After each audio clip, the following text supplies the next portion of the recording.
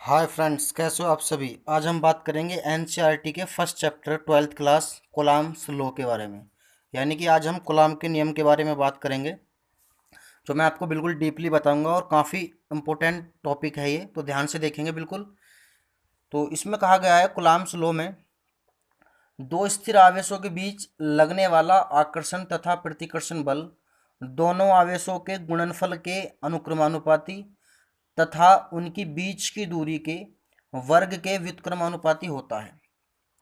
तो ये तो था कूलाम्ब के नियम की डेफिनेशन है, लेकिन ये है क्या असल में, इसका ये डेफिनेशन बनी कैसे है और इसे हम किस तरह से याद करेंगे, तो इसे ध्यान से देखेंगे।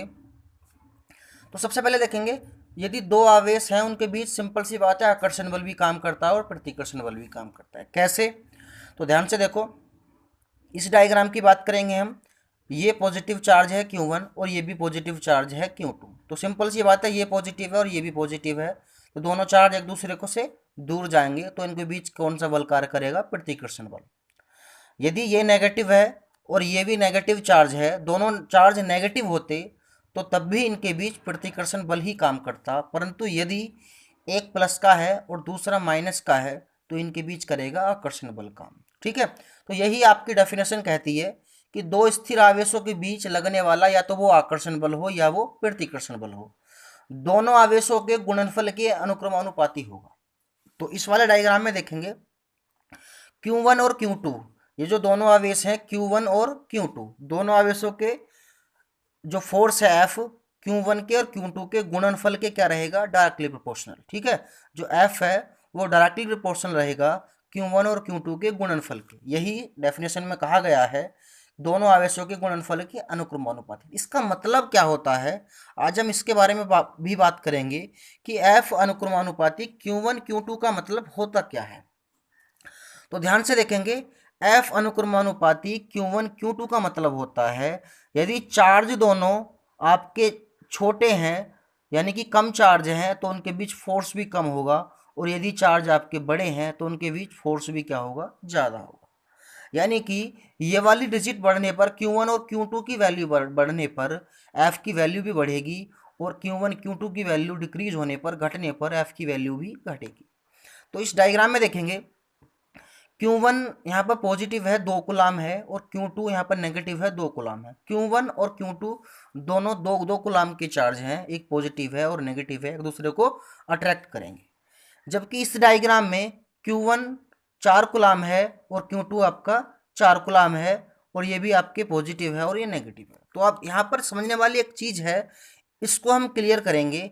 यहाँ पर चार्ज क्या है? 2 कूलाम के चार्ज हैं, तो यहाँ पर सिंपल सी बात है, चार्ज कम है तो इनके बीच फोर्स जो रहेगा, अट्रैक्शन फोर्स, वो कम रहेगा। ठीक है, जबकि यहाँ पर 4 कूलाम के चार्ज हैं, यहाँ पर चार्ज ज़्यादा हैं, तो इनके बीच फोर्स भी क्या रहेगा? ज़्यादा रहेगा। बहुत जल्दी एक दूसरे को क्या करेंगे? ये अट्रैक्ट करेंगे, जबकि यहाँ पर कम अट्रैक्ट करेंगे, क्योंकि यहाँ पर फोर्स क्या रहेगा?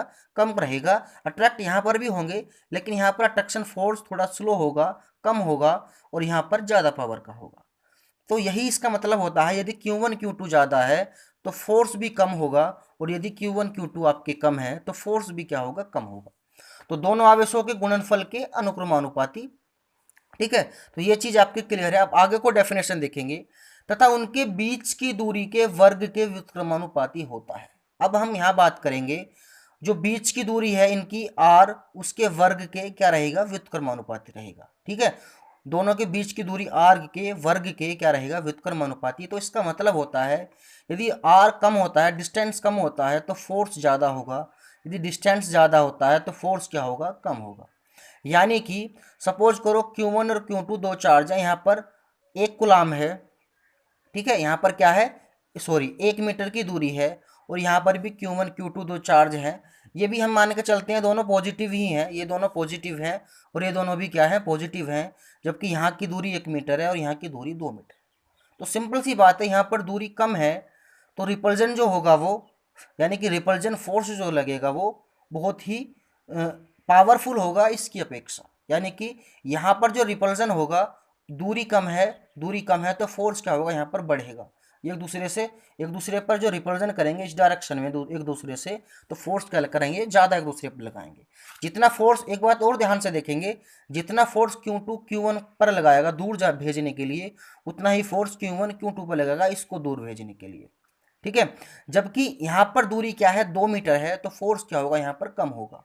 तो दूरी बढ़ने पर फोर्स कम हो जाता है, ठीक है, और दूरी के कम होने पर फोर्स बढ़ जाता है। तो यही होता है, इसका मतलब उनकी बीच की दूरी के वर्ग के व्युत्क्रमानुपाती होता है। तो ये कूलाम ने नियम दिया था कि दो स्थिर आवेशों के बीच लगने वाला, चाहे वो आकर्षण बल हो या प्रतिकर्षण बल हो, दोनों आवेशों के गुणनफल के अनुक्रमानुपाती रहेगा वो फोर्स, और जो उनके बीच का डिस्टेंस रहेगा r, उसके वर्ग के क्या रहेगा, व्युत्क्रमानुपाती रहेगा। ठीक है, अब हम बात कर लेते हैं एफ अनुक्रमानुपाती आर स्क्वायर और एफ अनुक्रमानुपाती Q1 Q2। इनको जब हम एक साथ लिखेंगे तो ये इस पोजीशन में आएंगे, यानी कि एफ अनुक्रमानुपाती Q1 Q2 बटे आर स्क्वायर। ठीक है, ये Q1 Q2 और इसके बटे में क्या लिखेंगे, ये वाला आर स्क्वायर। उसके बाद देखेंगे हम जो एफ है, इसका अनुक्रमानुपाती का साइन हटाने पर यहाँ पर आएगा के, जहाँ पर के क्या रहेगा, एक नियतांक रहेगा, इलेक्ट्रोस्टैटिक कांस्टेंट रहेगा। ठीक है, अब इस के की भी वैल्यू होती है यदि आवेश निर्वात अथवा वायु में हो। यदि दोनों आवेश जो आपकी Q1 और Q2 है वो काय में रखे हो, वायु में हो या निर्वात में हो, तो के की वैल्यू रहेगी 9 गुना 10 की पावर 9, या इसको हम 1/4 पाई एप्सिलॉन नॉट भी बोलते हैं। ठीक है, 1/4 पाई एप्सिलॉन नॉट की वैल्यू ये होती है और इसकी वैल्यू ये होती है।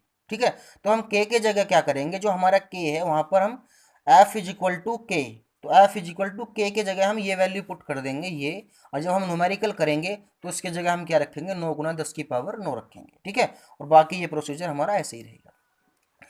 अब एप्सिलॉन जो होता है, एप्सिलॉन नोट जो होता है, वो आपकी होती है वायु की वैद्युतशीलता या निर्वात की वैद्युतशीलता, इसकी वैल्यू ये होती है। ठीक है, इसकी वैल्यू ध्यान से याद करेंगे। ठीक है, उसके बाद देखेंगे हम एक न्यूमेरिकल देखते हैं इसी पर। कह रहा है 2 कूलाम के 2 आवेश 1 सेंटीमीटर की दूरी पर वायु में रखे हैं, उनके बीच कार्य करने वाला फोर्स बताओ।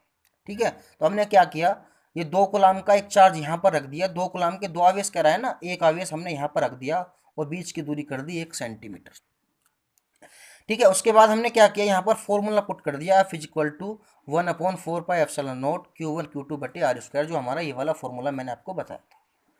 इसकी वैल्यू होती है 9 गुना 10 की पावर 9, मैंने लिखवा रखी है 9 गुना 10 की पावर 9 इसकी वैल्यू होती है।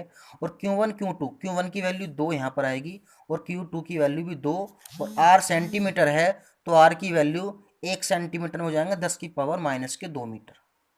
R स्क्वायर है तो स्क्वायर आ जाएगा। ठीक है, 9 दूनी 18 दूनी 36, 2 दूनी 4 पावर माइनस की ऊपर जाकर प्लस की हो जाएगी, तो कितना जाएगा 13 न्यूटन।